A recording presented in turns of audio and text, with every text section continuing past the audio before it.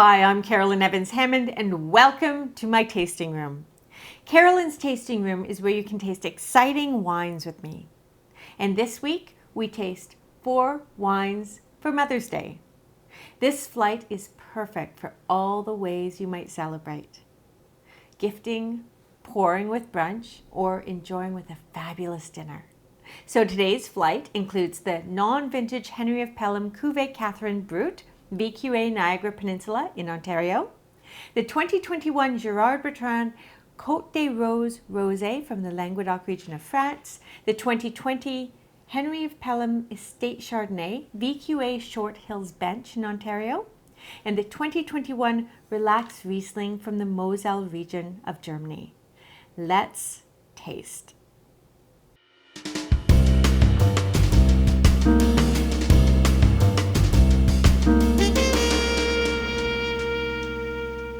So the first wine in our flight is sparkling wine from Ontario made in the traditional method. It is a blend of about 75% Chardonnay, 25% Pinot Noir, and it's a wine that's beautifully balanced and I think very good value at about $32 in Canada and about $42 in the US. So pour yourself a glass and take a look. Notice just how tiny the bubbles are. That's a hallmark of quality, and it's also because it was made traditional method, meaning second fermentation happened in bottle. Lovely. Now we should know going in also that a portion of the Chardonnay in this wine was fermented in oak. So that adds a little bit of complexity. Also 36 months was spent aging on the lees, which is a spent yeast. So we should, look for some more bread-like aromas and so forth coming from that. So pour yourself a glass. Beautiful color, bright, clear, tiny bubbles, straw, sunlit, very pretty. And on the nose, oh, I love that. So there's so much depth on the nose. Notice that? The bread, like brioche, buttery, yeast raised bread. Beautiful, fresh from the oven. There's also some toasty notes. Reminds me a little bit of tarte tatin, that caramelized apple tart that's not not too much fruit, lots of balance between wonderful caramelized apple and butter pastry that's toasty. Beautiful. Hint maybe even of brown sugar. Now we know this is dry. This has, well, we'll get there in a moment, but I'll tell you how much residual sugar is in this Brut. By law, a Brut sparkling wine must have 12 grams per liter or less. So we know that this has less than 12 grams per liter. So on the palate, let it sweep in. You immediately notice the tickle of effervescence, very mousse-like, very soft in the mouth. Great acidity holds up the fruit. Lovely balance. It's very mouth coating. There's lots of fruit. It's very palate drenching, I should say. It doesn't, the palate is left scraped clean, great acidity, and it is a dry style of sparkling wine. Have a sip, focus on the tip of the tongue, and let's see if we can assess just how much sugar is there.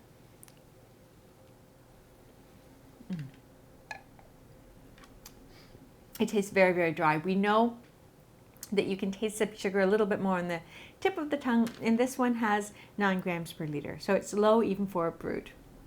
Love that. And wonderful mouth-watering acidity, lovely plump fruit concentration in the middle, beautiful balance. So much more going on than so many sparkling wines at this price point. So have another sip, and what we're going to do is just see what we're getting characteristic-wise on the palate.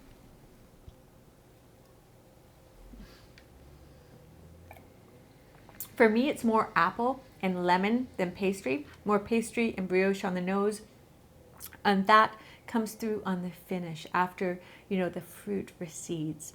There's elegance, there's complexity, there's a certain nuttiness too, maybe almond pastry, a little bit of maybe buttery croissant, and a hint of stony salinity is leaving the palate seasoned. Do you notice that, the length? And that's lovely, and that's that is right there, Ontario terroir. There's so much limestone, and that comes through on the palate. Love that. I think this is a great value wine. It's a kind of wine I would love to pour with eggs Benedict. Or, you could have it with smoked salmon And sour cream on bellinis, fabulous, or just have it on its own to welcome the moment.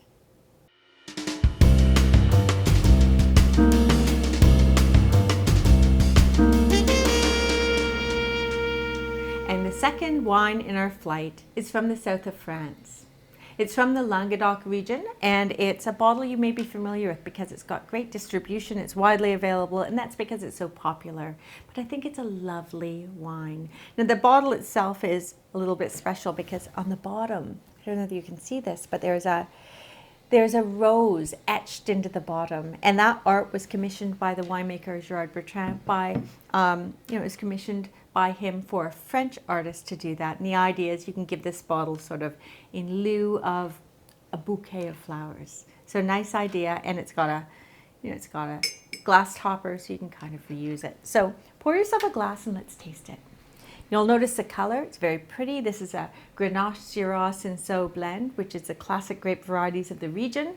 It produces this sort of pretty coral hue, which is bright and clear, signs of stability.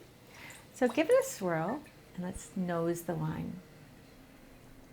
Now this is subtle, it's fluttery, it's elegant, it's delicate, which you'd expect. But if you smell closely, I think you'll be able to see a lot. A hint of nougat maybe, sort of that egg white candy. Lovely. Strawberry, violet, pink grapefruit, maybe a hint of salinity, and are you getting like apricot pit? Like sucking on an apricot pit?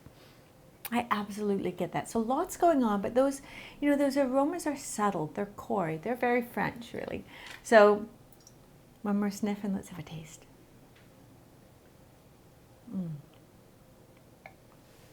Beautiful. Sweeps in, beautifully smooth and glass-like. That wonderful sheen, that wonderful, seamlessness comes from balance. Nothing stands out. It's got wonderful mouth-watering acidity, but it doesn't stand out as harsh or sharp at all, but rather polished. And that is a mark of quality. So have a sip. Let's parse that apart a little bit. We're going to have a quick sip, and we're going to see how, we'll start with the acidity. So have a sip, let it sweep in, and then focus just on the sides of the palate to see how much your mouth waters. That will allow us to really detect how high the acidity is.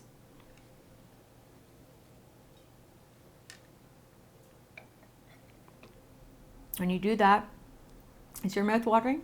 I know mine is.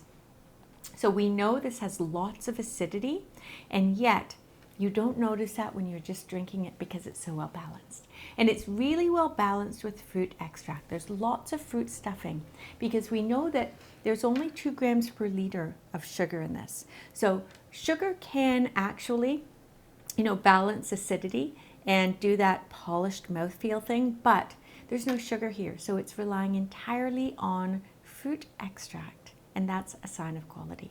I love that. Also, this has 13% alcohol, but there's no alcoholic heat whatsoever in the back of the palate after the fruit recedes. Only, a little bit of length, which is seasoning the palate and leaving it, seasoned with flavors that pair beautifully with food. So this is the kind of wine I would love to serve with smoked fish, a smoked fish dip, maybe with a little bit of spice, or olive tapenade. Then you can pretend you're in the south of France.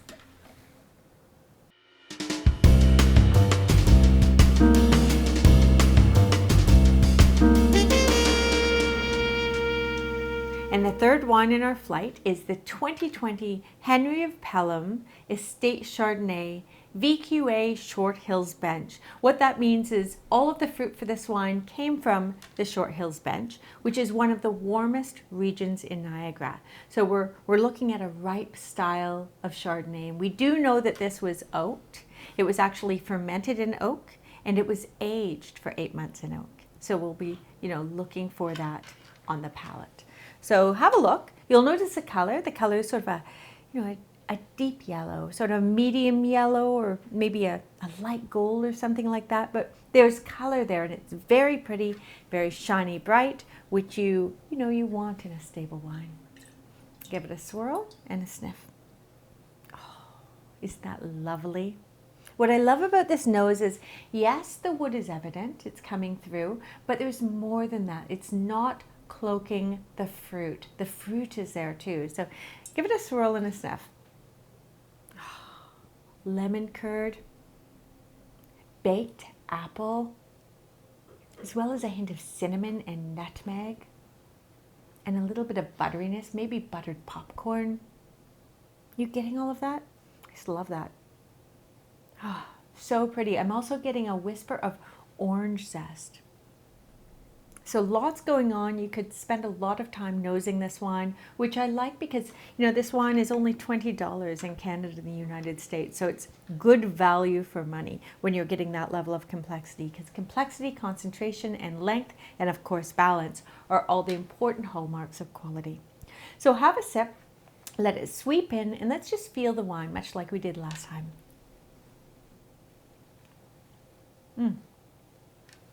Beautiful. A bit of texture. The texture is lovely. It holds the fruit in place, lends interest. It's not just pure shiny bright. There's a little bit of grip, which I like. That's probably coming from both the fruit as well as the oak treatment. So you're getting texture that's holding the fruit on the finish, and it gives it a little bit of gravitas, a hint of seriousness going on here. So let's have another sip. We'll focus on the tip of the tongue to see whether it's dry or sweet. It's a dry wine. Lovely. Though we noticed, confected notes like baked apple on the nose, but it is a bone dry wine, and I love that because there's no, sugar filling out the mid palate or masking any of the nuances we're going to get on the palate. Have another sip. We're going to focus on the sides of the palate to see how high the acidity is.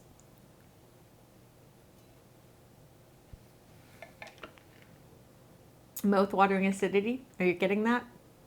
For sure. Now, Ontario, although Short Hills Bench is a warmer, microclimate, if you like, it is absolutely Ontario and therefore a cool climate. So you're going to get that bright mouth-watering acidity in the wine, and we get that. And that's great because it holds up the fruit.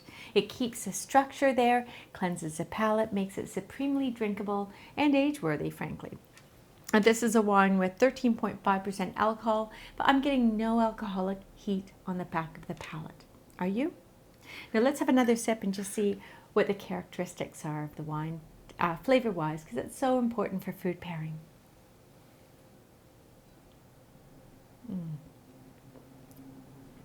Sweeps in, baked apples, yes. A little bit of sort of the bready notes, yes, but also the caramelized notes. I'm getting that, a little bit of toffee maybe, and some salinity, absolutely, especially on the palate. And that's where at the very finish there's this real minerality, almost like crushed oyster shells on the finish, which is fantastic. It gives it seriousness. This is the kind of wine I would love to serve with brunch with a ham and cheese quiche.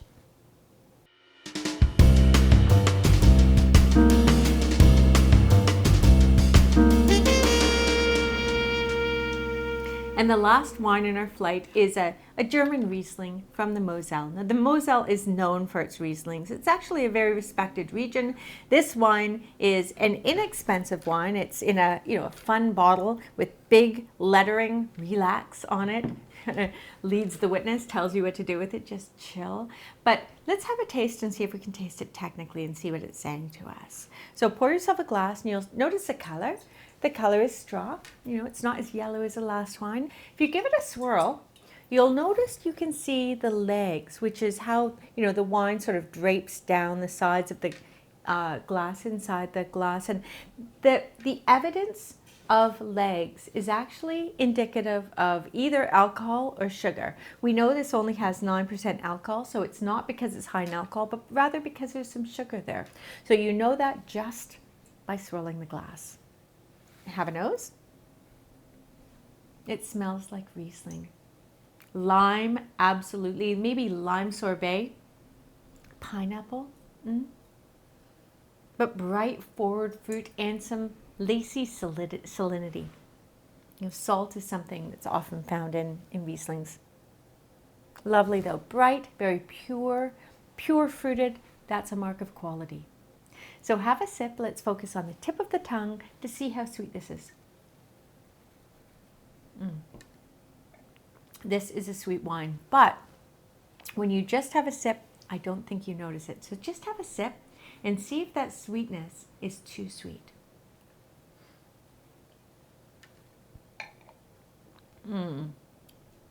No, sweet and sour, like a good glass of lemonade, on a porch swing.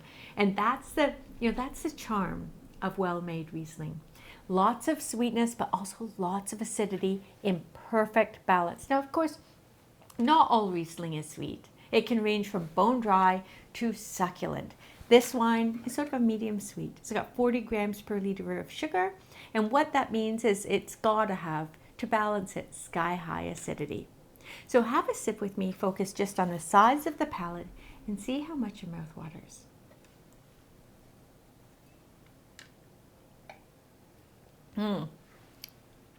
Eye-watering. Absolutely tart. And that's because you've got, you have that sweetness and you have that sourness, and then you have the quench factor.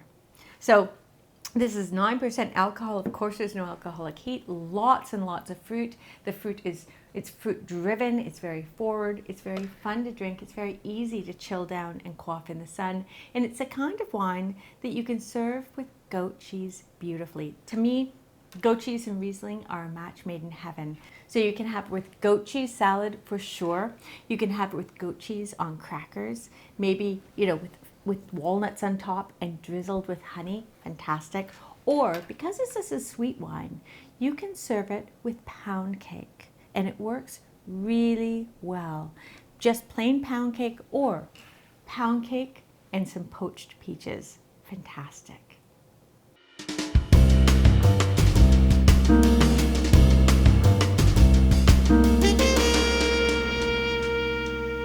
So there you have it. 4 delicious wines for Mother's Day.